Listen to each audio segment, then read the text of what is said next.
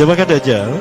Dajjal ini lahir di Samirah dan dia diberi nama Samiri karena lahir di Samirah. Nah, kenapa disebut Samiri? Karena lahir di Samirah. Dia lahir 100 tahun sebelum Nabi Musa diutus. Dan Allah Subhanahu wa taala memberikan kelebihan kepadanya. Pertama, dia diberikan umur panjang.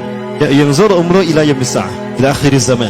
Ya, dia ditangguhkan ajalnya sampai akhir zaman. Yang kedua, dia memiliki kecerdasan di atas akal jenius rata-rata umat manusia. Jadi sejenius apapun umat manusia yang normal, dia 60 tahun di atasnya. Sehingga penemuan-penemuannya, kecanggihan berpikirnya, kedewasaannya jauh di atas manusia. Rata-rata manusia normal. Yang ketiga, dia memiliki kemampuan sihir yang luar biasa. Apapun sihir yang selama ini kita saksikan, tidak ada yang mampu mengalahkan sihir dia. Sehingga saking luar biasa sihir yang dia miliki, seolah-olah orang mengenalnya selevel dengan Tuhan. Karena apapun yang semestinya menjadi perbuatan Tuhan, Dajjal bisa melakukannya. Ini saking hebatnya sihir Dajjal. Nah, nasab kelahirannya adalah nasab yang aneh para Allah. Dia lahir dari termasuk Bani Israel. Bani Israel ini keturunan Nabi Yakub. Yakub itu gelarnya Israel. Keturunannya disebut Bani Israel. Dari Yehuda. Yehuda ini adalah anak laki-laki dari istri pertama Nabi Yakub alaihissalam. Nabi Yakub istrinya 4. Yang pertama bernama Ya'la. Dari Ya'la ini melahirkan 6 orang. Salah satunya bernama Yehuda dan Lewi. Lewi melahirkan Nabi Musa alaihissalam. Yehuda melahirkan bangsa yang kita kenal Yahudi. Salah satunya Yehuda ini melahirkan generasi yang pada akhirnya melahirkan Samiri. Ya. Kalau Rahil istri yang kedua, dan ini istri yang paling dicintai oleh Nabi Yakub, melahirkan 2 anak, Bunyamin dan Nabi Yusuf. Nabi Yusuf dan Bunyamin. Yang lainnya juga sama melahirkan 2 anak.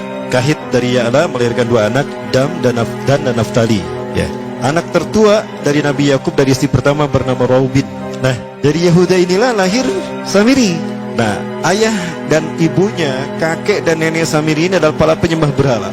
Karena Samirah saat itu terkenal penyembah berhala. Ayahnya ini lahir dari proses perzinahan adik dan kakak, incest. Adik dan kakak berzina, lahir ayahnya. Adik dan kakak berzina, lahir ibunya. Jadi ayah dan ibunya ini lahir dari proses yang haram. Dan ketika ibunya menstruasi, disetubuhi sama ayahnya. Jadi itu, peluangnya dari 2000 persetubuhan dalam keadaan menstruasi, 1 bisa jadi. Karena menurut penelitian medis juga, bahwa darah kotor tidak menghalangi terjadinya fertilisasi, tidak menghalangi terjadinya reproduksi manusia. Jadi tetap pembuahan ovum oleh sperma bisa terjadi walaupun ada dalam medium darah kotor, menstruasi. Nah, ketika itulah hamil dan lahirlah Samiri. Rasulullah SAW menyebutkan dalam Musnad Imam Ahmad, ayah dan ibu Dajjal ini melewati perkawinannya selama 30 tahun tanpa melahirkan seorang anak pun. Dan di tahun ke-30 pernikahannya melahirkan Dajjal, melahirkan Samiri. Kelahirannya ini akan menjadi petaka bagi kedua orang tuanya. Dia adalah orang yang paling sedikit manfaatnya dan paling banyak keburukannya bagi manusia, terutama bagi kedua orang tuanya. Bahkan ketika dia lahir, alam semesta menolak kelahirannya. Dordar gelap, hujan badai, petir, itu terjadi di malam di mana Samiri dilahirkan. Seolah-olah alam menolak kehadirannya. Nah, sejak lahir sampai usia 5 tahun dia tidak netek sama ibunya. Kebayang, 5 tahun air susu ASI tidak ditetekkan. Itu yang menyebabkan terjadinya kanker payudara. Maka ibunya pun meninggal gara-gara kanker payudara itu. Nah, ibunya meninggal gara-gara itu. Terbukti apa yang disampaikan Rasulullah. Kelahirannya menjadi petaka bagi kedua orang tuanya. Begitu pula ayahnya, maka ayahnya menjadi single parent.